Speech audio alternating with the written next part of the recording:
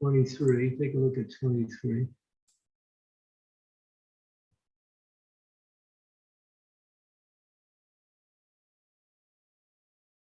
Is this the one, Guru Maharaj? Can't see it. It's not, the translation's not up. Okay.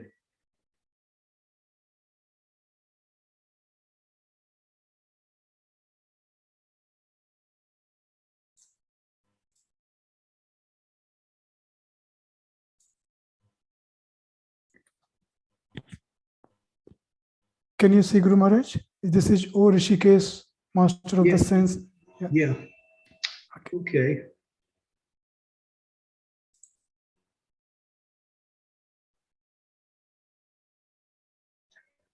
Go to 22. Sure, Guru Maharaj. This is my respectful obeisances. Yeah, let's do that one, number 22. Sure, I will go.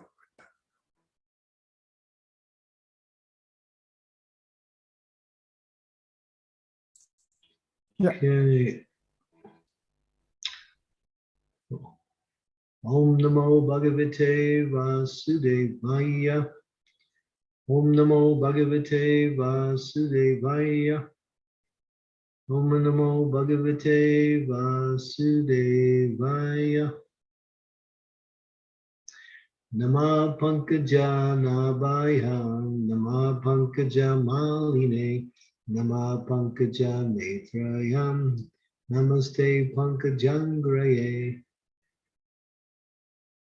My respectful obeisance unto you, O Lord, whose abdomen is marked with a depression like the lotus flowers, who are always decorated with garlands of lotus flowers, whose glance is as cool as a lotus, and whose feet are engraved with lotuses.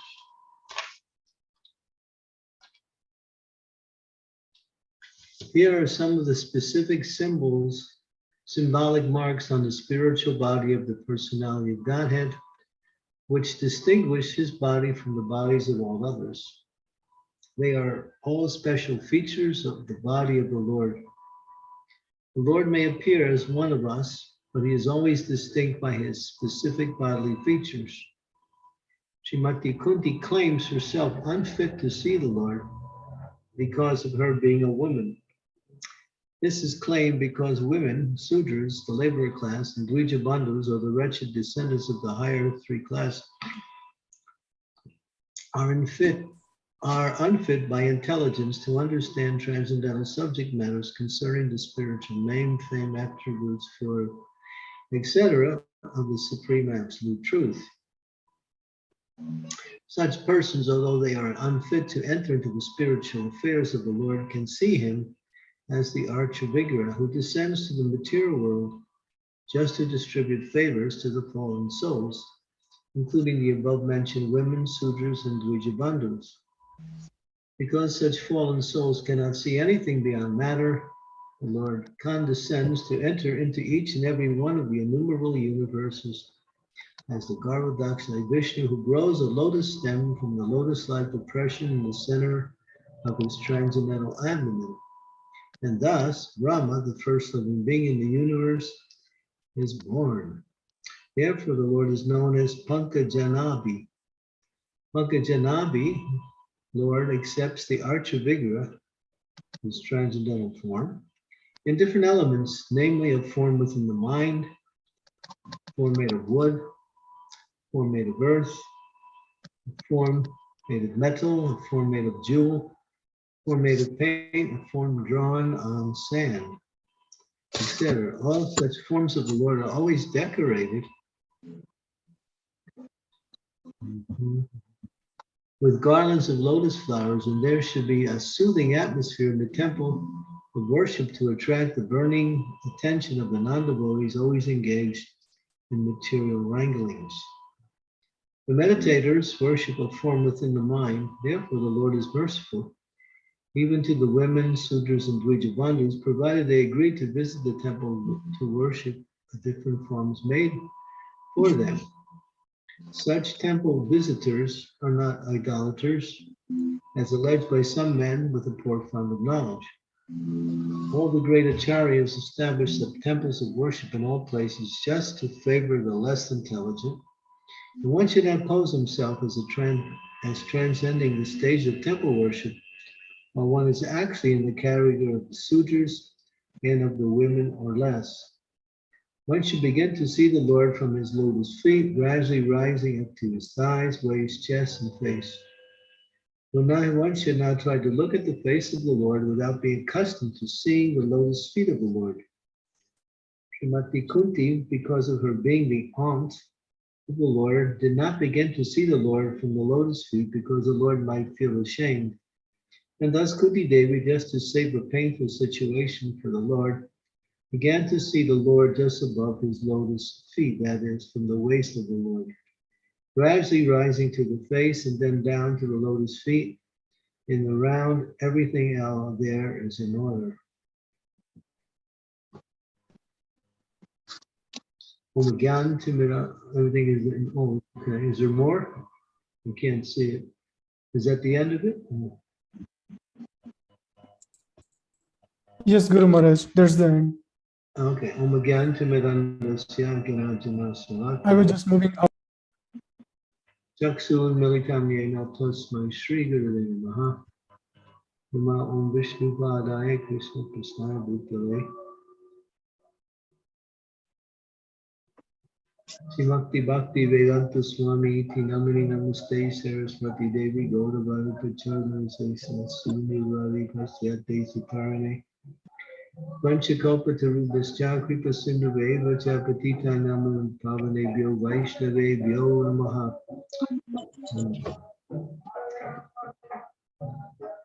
Jai Shri Krishna Chaitanya Prabhu Nityananda Sri Advaita Gadadhar Sivasadi Gaur Bhaktavinda. Hare Krishna, Krishna Krishna, Hare Hare, Hare Rama, Rama. The lotus is used here to describe in a very beautiful and respectful way some of the transcendental features of the Lord's body. The Lord's body is pure spiritual energy, and by nature it is the source of all beauty within existence. Sometimes we say God is not beautiful, he is beauty. Beauty gets its description from God. And Krishna is the personification of that form, who is the essence of all beauty. There is nothing higher than that, but nothing that one can possibly imagine. In fact, the Lord's beauty is so complete and so powerful. Simply by seeing the beauty of the Lord, one will go into ecstasy just by seeing his beauty, or may even lose consciousness because the beauty is so overpowering, and one cannot even, the mind can even accept such beauty all at once, and one will be losing consciousness. And this happens many times just by seeing the Lord. And lotuses are given a position within the material world because the lotus flower is considered to be the most beautiful arrangement of Mother Nature. If you've seen a lotus flower, you'll understand how beautiful it is. There are white lotuses, there are red lotuses, there are blue lotuses, and some lotuses are yellow. But you don't see blue lotuses so much anymore, and red lotuses are also distinct because of Kali Yuga. These particular colors are no longer there. White lotuses are still prominent throughout the creation. You can see them. And so using a material comparison in order to describe the beauty of the Lord is just to give some indication of how beautiful he is. But to compare Krishna's body to anything beautiful, anything in this material world, is a compromise, because Nothing in this world can be compared to the beauty of the Lord. But for the sake of comparison, or for the sake of getting an indication of something beautiful, these words are used. Lotus, depression marks in his abdomen. Lotus flowers decorate his body. His glance is cool as a lotus. His feet are engraved with lotuses. Sometimes the smile is considered lotus-like. His eyes are lotuses. The nails on his feet and hands are like lotuses. So in order to give a little bit of indication of something very beautiful that we are familiar with, these analogies are given. But still, they fall drastically short of the actual beauty. And here it says another point is that there are classes of people who are unfit to see the Lord because of their particular birth. Now, does that mean that those persons cannot see the Lord? No, we see the example here. The women are mentioned here. Striya Vaishya Tatasu Etepi Yamti Pradam Katim. The Srimad Bhagavad Gita explains that these persons are considered to be in a lower category of material existence, and therefore but if they take the devotional service, they can come to the platform of pure devotional service. We see Queen Kunti, although she's in the body of a woman, she's not only seeing the Lord, she's speaking with the Lord. The Lord is giving her respect as his senior, because she is his aunt and he is her nephew. So in that way, there is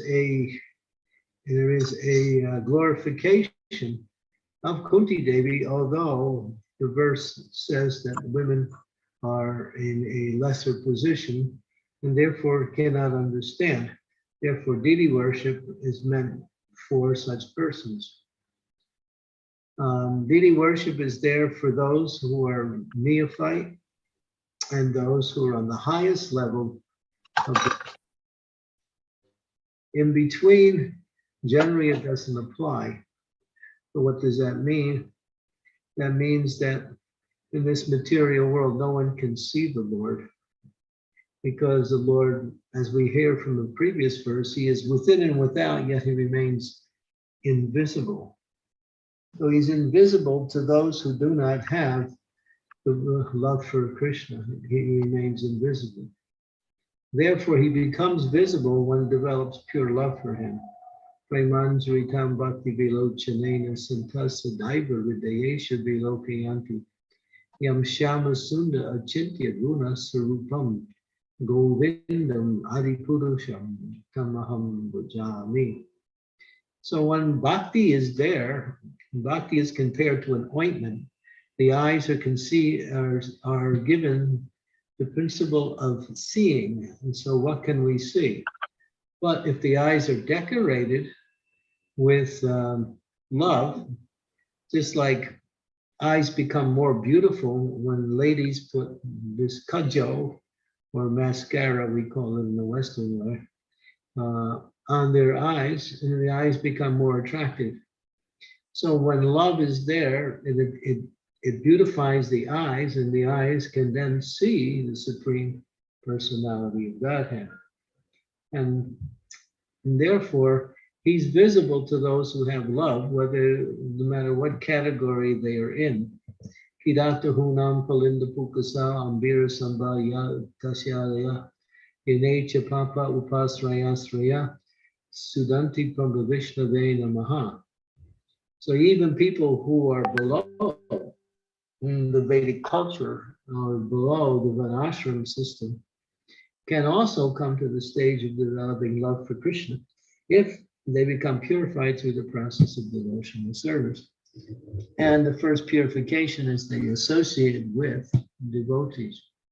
So no one is exempt, although different levels of birth give one more qualifications. What is the qualification? The qualification that is mentioned is that there is more intelligence on certain levels of existence by nature. But because Kali Yuga relegates everyone to a very low position, therefore, Kalo Sudra Sambhava, everyone in this age is unqualified for devotional service. And therefore, education, training, guidance coming from the spiritual teacher is required for anyone to come up to the standard of worshiping the Lord in devotion. And then he becomes available through the process of pure devotional service.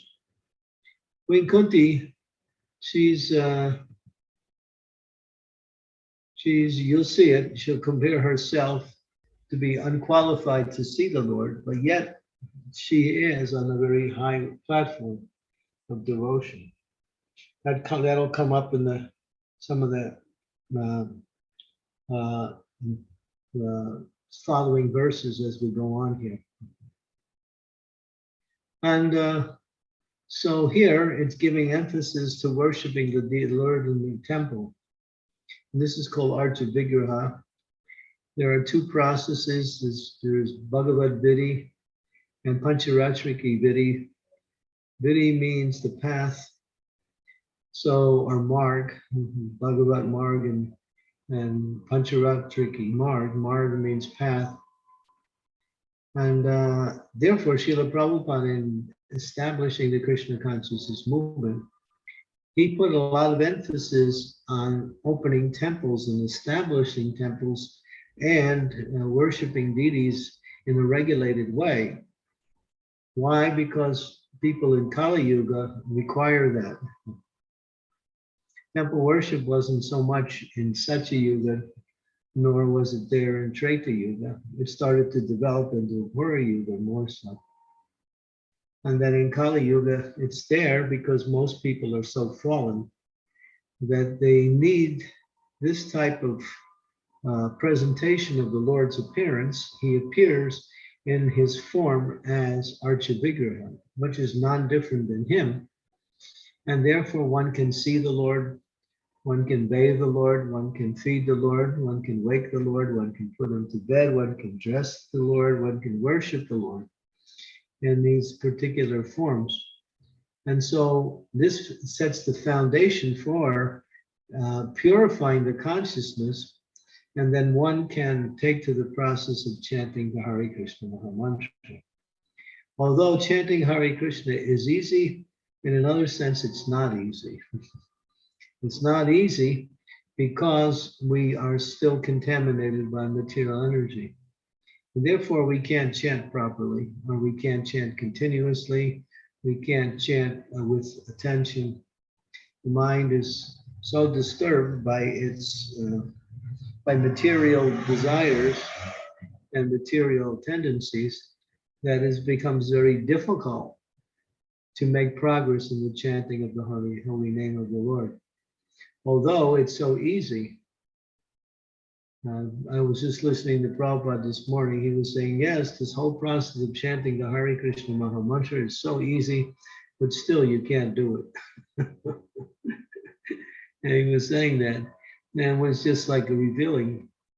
So Prabhupada gave us this Archa Vigraha, Pancharatriki Vidhi, which is part of the Vedas also, to help establish our consciousness to the mode of goodness, because in worship of the deity, we elevate our consciousness to the mode of goodness, and then becomes more easier, more natural, and more direct when we chant the Hare Krishna Maha Mantra. But deity worship itself is also important. Therefore, one can also become fully Krishna conscious by focusing or developing worship of the Lord in a regulated basis. And the Lord comes in many of his transcendental forms. Chaitanya Mahaprabhu, Panchatattva, he brings along his brother, her transcendental brother, Lord Krishna, and we have Krishna Balaram. we have Radha Krishna, we have Lakshmi Narayan, we have Vishnu and Lakshmi also, Lakshmi and the Vishnu incarnations of the Lord. So many different forms of the Lord manifest either in two arms or four-armed forms or even more, and to attract the conditioned souls through the process of worship, which will purify them and also help them understand deeper their relationship with Krishna. Okay.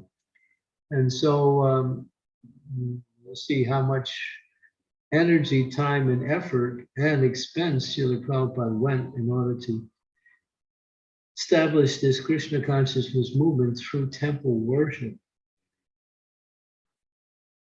And sometimes people say, well, you don't need a temple, God is everywhere. Yeah, that's true. But for most conditioned souls, no one can see God anywhere. Therefore, in order to see God, worship God, get the mercy of God by getting his darshan and also the remnants of his food, and associating with people who are doing that, temple worship is so important, particularly in this age. And here we get a little description of the beauty of the Lord. The Lord has many transcendental qualities. 6 are prominent. He is all beautiful. He's famous. He's wealthy. He is strong. He is renounced. And he is full of all transcendental knowledge. And so these 6, Janma, Aishvara, Shruti, Shri Bir, that one who worships the Lord will experience the Lord in different forms. His beauty, his strength, his knowledge, his renunciation, all of these qualities make up his character and his personality. And these are just the foundational qualities. So here we hear a lot, and it's very important to see that when devotees are attracted to the Lord, they're usually attracted to his beauty. Krishna is so beautiful that he defies any descriptions of any poet or any artist who can somehow either draw beautifully or speak very glorious words. Still, he is beyond all of that because he is the source of all beauty in existence, either material and spiritual. So here lotuses, again, are given a position of analogous. You need a little analogy to get a little, like a small indication. Just like sometimes it says Krishna is, his color is blackish like a Tamil cloud, a rain cloud. During the rainy season, the sky becomes black with clouds, but the clouds are thin. And behind the clouds, there is the blue sky. So a little bit of the blue sky comes through the clouds. So the clouds look bluish, although they're black at the same time, blackish blue. So to get a little indication of Krishna's transcendental color, we give this analogy of the rain cloud or the monsoon cloud. And Balaram, sometimes he's compared to a white spring cloud. His whiteness is so white, it defies all colors of white, all shades of white. But in order to give a little understanding of that whiteness, his color is compared to a cloud that appears in spring. Springtime, you'll see that there are big, it looks like unlimited billows of clouds just covering the sky, so beautiful, all as white as possible. So again, the analogy is given that Balaram's color is like a white spring cloud. Krishna's neck sometimes is compared to a conch shell. And so many different analogies are given that are sources of beauty to give an indication of a little bit about what is there in Krishna. And the more we become attracted to hearing about Krishna and these different colors, we want to go see the deity. We go into the temple, we take darshan of the deity, we see the beautiful form of the deity. We're getting a little indication of how beautiful Krishna actually is. And that is Krishna consciousness. That is one of the ways to establish our consciousness on Krishna, is to gaze at his transcendental form with devotion, with appreciation, with love, with the mood of service. And anything connected with Krishna also becomes beautiful. It's like devotees, sometimes when they first join, they look quite ragged or a little bit like, very worn out due to the material energy. But then they engage in devotional service, associate with devotees, start taking prasadam. After a while, they look very beautiful. As Prabhupada would say, sometimes the priests or even the rabbis from the Jewish tradition, the priests from the Christian tradition would say, "Oh, your devotees look so bright-faced." Yeah, that bright face is the connection with Krishna in devotional service. And so something becomes beautiful in relationship to something beautiful also.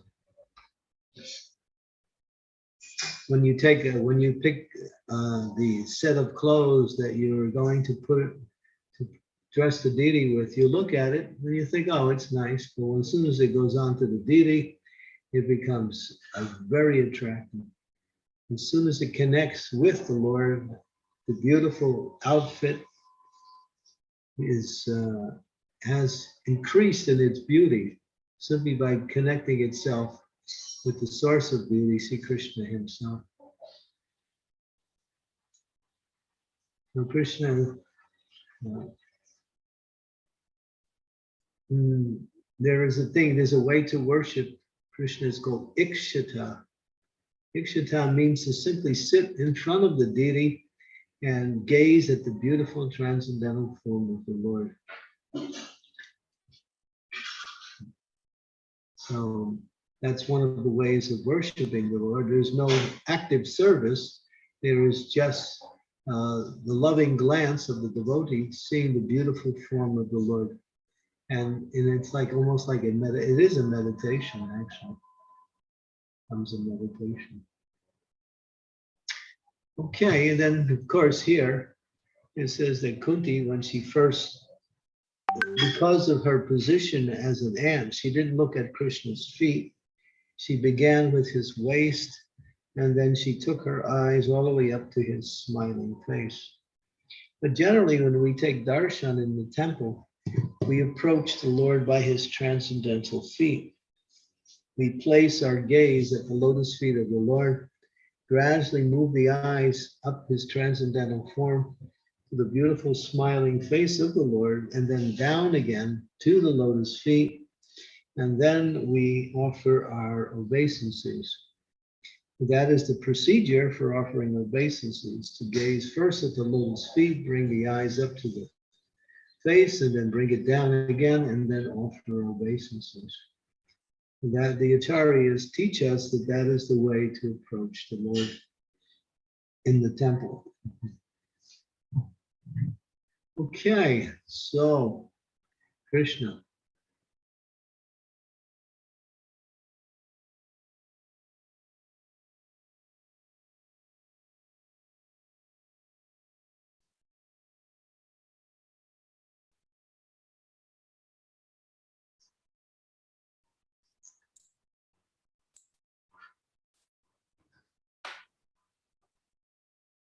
Thank you, Guru Maharaj. Thank you very much for highlighting the importance and opulence of Lord's beauty, and also importance of the temples. So we fallen souls can, in this Kali Yuga, can connect to Lord, and also most important, serve the Lord.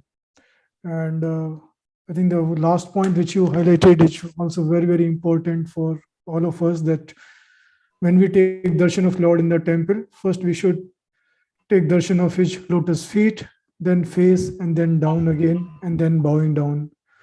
I've seen many devotees do in a different way. So this is the right process, as Prabhupada has mentioned. So thank you, Guru Maharaj, for highlighting all the value. Hare Krishna, dear devotees. If you have any questions, any comments, any realization, please do unmute yourself, or if you can also write in the chat window. But also important thing, please switch on your video so we all can interact with Guru Maharaj in a nicer way.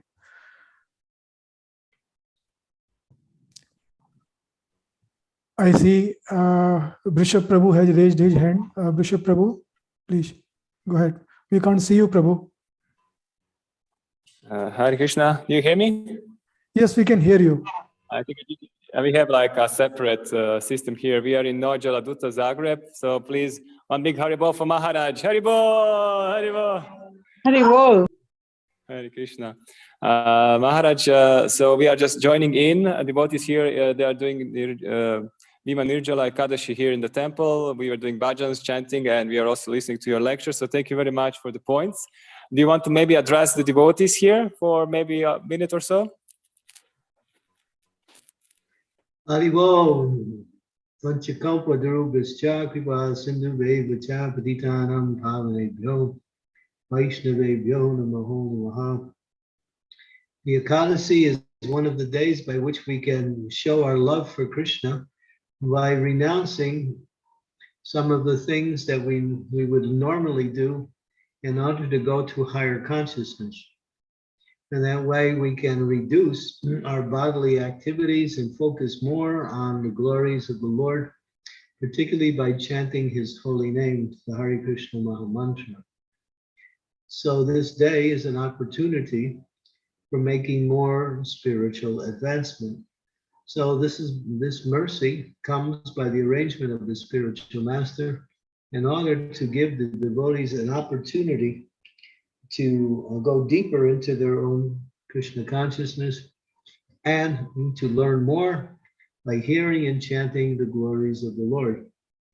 So Ekadasi is called Mother of Devotion, as given that terminology by Bhaktivinoda Thakur. It's the best day of the month. That means the best day of the year also, in the sense that it is a day for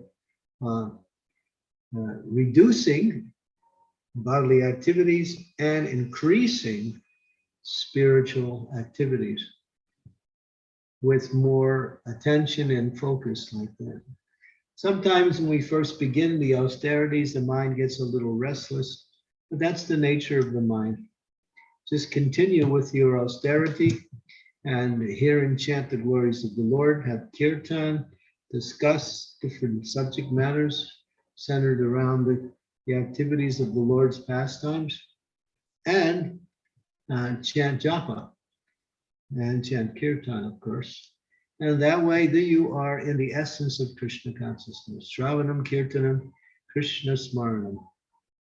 It becomes susukam kartam avyam. It becomes a wonderful experience in devotional service. So this is the mercy of the Lord that's been set aside for 2 days a month, known as the Ekadasi. And when we perform the Nirjal, then we are able to push that mind more and more into devotional activities. And we forget about everything else. We don't have to worry about taking care of this body. The body will be taken care of automatically simply by the activities of devotional service.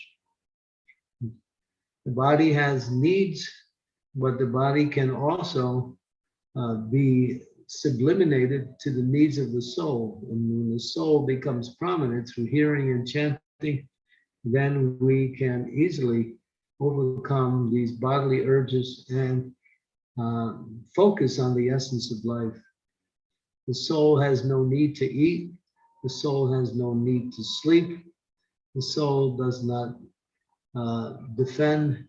The soul does not mate. These are the bodily activities that make up the conditioned soul's activities in this material world. And so these days are special. We can go deeper and get more of a taste of Krishna consciousness on these days. So continue on. Don't get discouraged. Don't think of anything else but hearing and chanting the glories of the Lord. Haribo, thank you very much, Maharaj. Please give us also your blessing, so that all of these brave soldiers came here to continue. I'm going for Mahaharinam. So thank you very much. Hariko.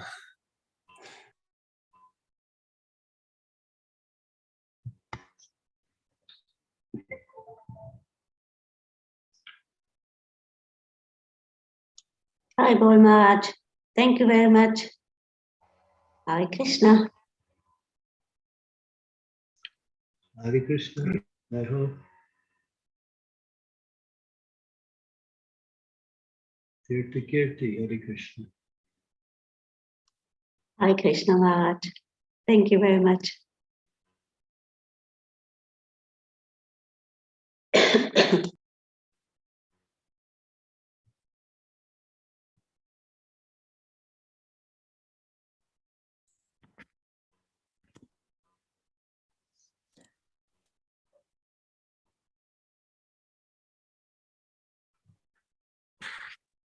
So, Hare Krishna, Guru Maharaj, while devotee asks further questions, so Guru Maharaj, in terms of taking darshan of deity, the same rule applies for Radharani and other deity, or is this only for Krishna? What do you mean? Like taking first darshan of lotus feet, then face, eyes, and then feet. Radharani's lotus feet are only seen once a year. That's on Yeah, her like yeah. Her lotus feet are so precious that they are not given darshan so often, only once a year. It's called Charana Darshana. It happens on her appearance day, and only for a couple hours. It's not supposed to be exposed for the whole day. Some temples do it for the whole day, but the etiquette is only for a few hours that day. Her feet are so special and so precious and so beyond that it's a great treasure to be able to be there on her appearance day.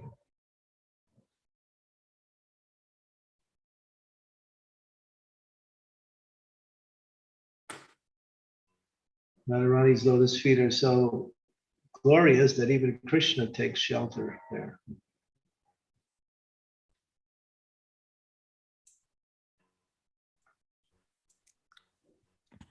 Thank you, Guru Maharaj.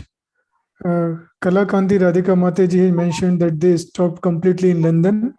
They used to do before, and it was very beautiful. Yeah, it's called Charana Darshana.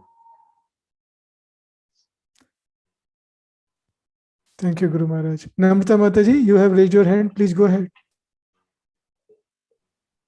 Hi Krishna Guru Maharaj, please accept my humble obeisances. All glories to Srila Prabhupada. Guru Maharaj, my question was regarding this Nirjala Ekadashi. If there is someone who is not inclined to do Ekadashi for the entire year, can we suggest them to do this Nirjala Ekadashi once in a year?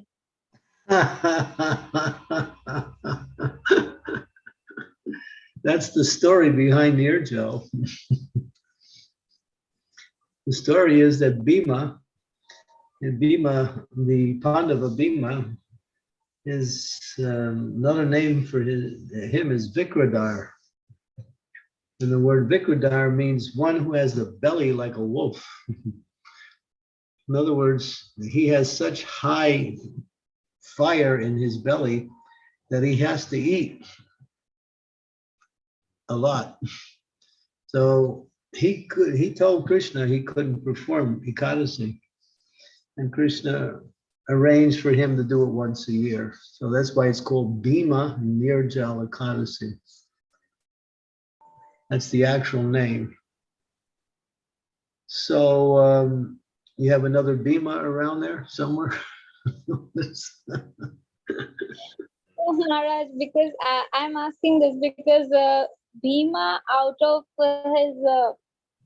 his name is Vrikodar, and he cannot control the eating sensation. That is why he asked this specially to Vyasadev. But in this age, many of us are not inclined because they are not making a choice to do Ekadashi in the entire year. So for such soul, out of mercy, can we suggest them, or is it like if if they're devotees, they have to follow the Ekadasi every time it appears. If they're non-devotees, we don't ask them to follow Ekadasi. Just like sometimes we'll do programs on Ekadasi to the outside public, and we'll serve grains on those days to the non-devotees. We don't force the non-devotees to follow Ekadasi, but if they're a devotee, engaged in their work, they're actually connected with the process of devotional service, then this is one of the requirements that must be followed. But Prabhupada made it so easy. There's 5 ways that one can honor Ekadasi accordingly. One is Nirjal. Nirjal is the actual way to honor Ekadasi, but not everyone can perform Nirjal. So below that is just water. And below that is just fruit and milk. Below that is just, what is it?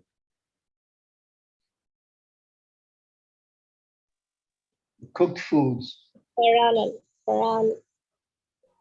And below that is just refraining from grains and beans.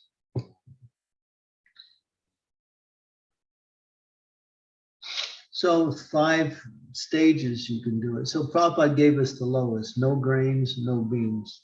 I mean, is that hard? That's not hard. No grains, no beans for 2 days a month. There's so many things. Even some of devotees, there's one devotee, she made an Ekadasi cookbook of them.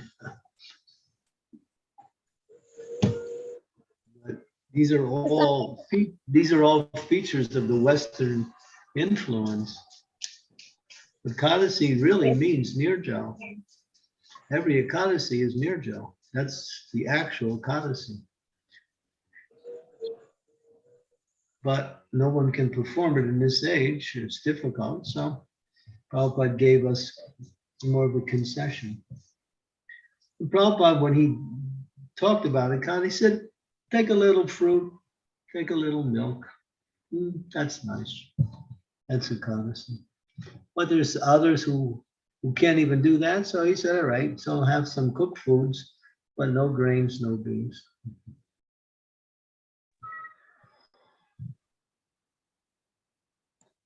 Yes, Guru Maharaj. Sometimes The devotees must follow it, because it says if you don't, you're actually killing your spiritual master. Actually, Maharaj, I was asking in terms of non-devotees, because sometimes if we give them a start like this, then, with a small amount of mercy, they can, start with the process? It's not going to really help them at all. Okay. Better just get them to chant Hare Krishna and give them prashadam. That's it. Okay. Thank you. Thank you very much. Hare Krishna. Hare Krishna.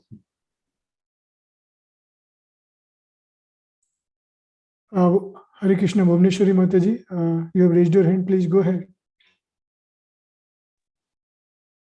Hare Krishna. Hare Krishna, Guru Maharaj. Thank you for a wonderful time that you give us every single day.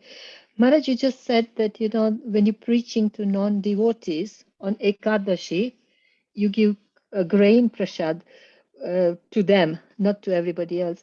But, it says that eating grains is a sin. So, when we're providing them with grains, are we going to be part of the sin as well?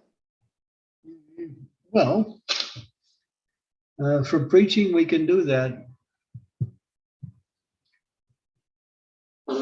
That's a concession, but it's done in order to preach on these days,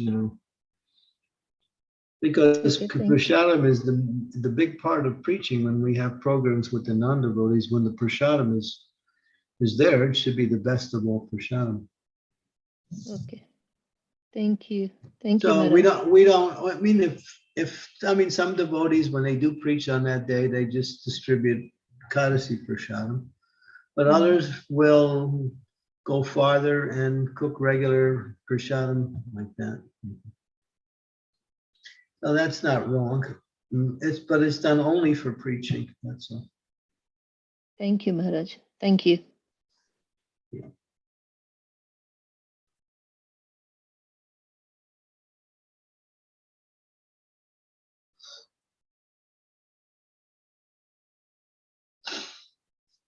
So most of you who are either in London or in the US, you did your Kadasi yesterday. Us persons here in India and in places in Europe, we are honoring it today.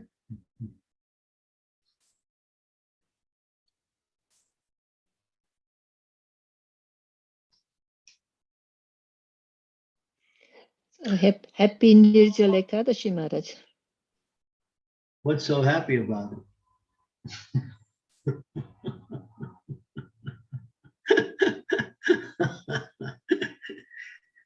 It's happy because we have more time for chanting Hare Krishna. That's Yes, I did it for the first time yesterday, Nirjal Maharaj, and I thought it was. I think with the mercy of Krishna, I managed to do it. Because usually, I get migraines if I don't drink water. So this is the first time I did it yesterday, and I felt happy. So that's why I'm wishing you happy. yeah, it's good. Your Krishna wanted to show you, here, this is what it's about.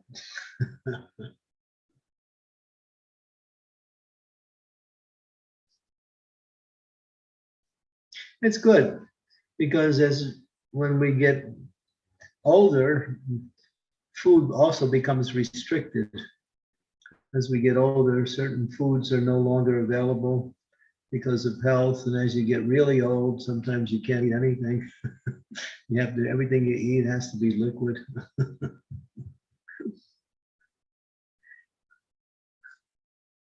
So, it's good to practice a little bit of renunciation and prepare for the time of death when we have to completely give up all food and simply focus on Krishna.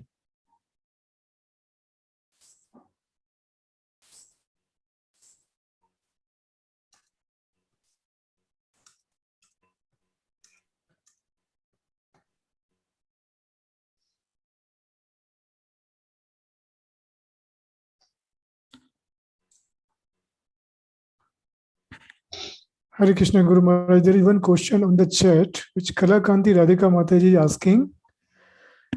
Although question looks a bit confusing for me, but I will read it out, Guru Maharaj. What about devotee can be given non-grain on that day? They will eat that day or just giving, as sometimes at temple we do have non-grain we give to devotee, then they eat next day. Well, your voice is a little too loud and it's making the words not audible at all. Sorry, Guru Maharaj. Is Speak, this better? yeah, speak softly because I can hear you better than here.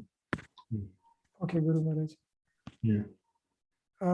Mataji asking, what about devotee can be given non-grain on that day? They will eat that day. They don't eat that day, but just giving, as sometimes at temple, we do have non-grain we give to devotee. Then they eat next day. Is it okay? Okay, there are two parts.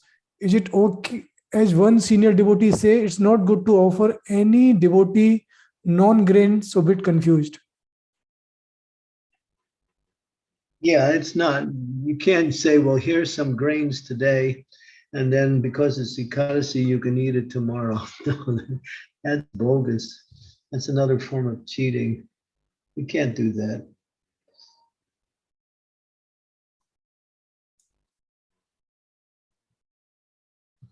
No, that day is meant for no grains and beans. Yeah. You can't say, well, here's some grains today. No. If you're not eating it you're eating it in your mind. That's another form of eating.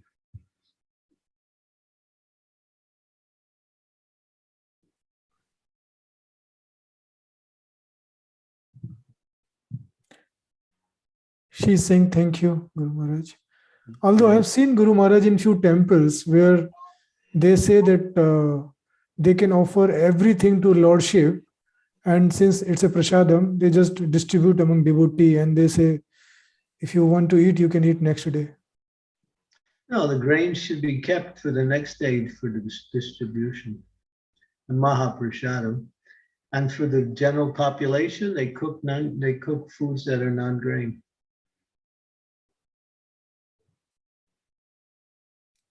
Thank you, Guru Maharaj. It's clear.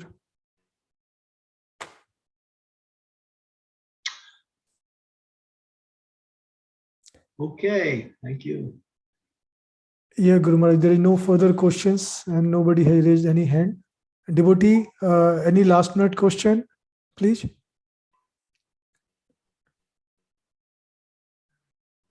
Looks like no. Okay, thank you. Oh yeah, well, I haven't announced. Tomorrow there is a special class with the devotees from Srimati. I don't think she's on. She's not online. here. Yes, Guru Yeah. Maharaj. So, yeah. So we need to make an announcement that tomorrow's class will be at 12:15 UK time, not 12 o'clock U time, 12:15 UK time. And there is a different link. The Zoom link is different. So usually we have to contact Srimati and let her send it out to everyone for tomorrow's class. Sure, Guru Maharaj. I will be contacting Mataji and I will communicate that to her. You have the Zoom link?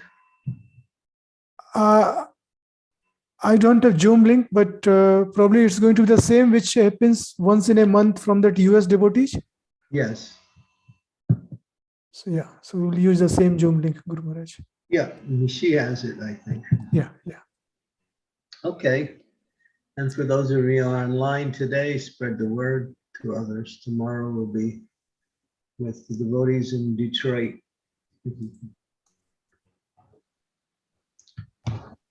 Please, Prabhuji, can you send me the link as well? Because I'm not in the group yet. Yes, Bhuvaneshwari Mataji, as I mentioned, I will get you added in that group. So you will be having all the informations now onwards, please. But I will send you, I will try to send you separate also. I have got your number, so I will send you separately. Okay, thank you. Thank you. Hare Krishna. Haribol. Thank you. Srila Prabhupada ki jai. Devinda ki jai. Hari. Thank you, Guru Maharaj. Thank you very much. All Thank you glories very to much. Srila Hare Prabhupada. Krishna. All glories to Anant Koti Vaishnav Brind ki jai, and all glories to Ekadashi Devi. I remember Guru Maharaj instruction that rather than saying Happy Ekadashi, we should say all glories to Ekadashi Devi. So all glories to Mother of Devotion. yes, that's true. Most important thing for all the devotees. So thank you, Guru Maharaj. And I will also like to remind devotees that this retreat from 24th to 27th of June. And if anybody has not registered, please do register. Hardly few spaces left now. So make sure that you really register fast before it runs out completely. Hare Krishna. Hari Hare Bol, Krishna. Hare Krishna, everyone. Hari Bol. Hare Thank you, Krishna. Prabhuji. Hare Krishna. Thank you. Thank you. Hare Krishna. Hare Krishna.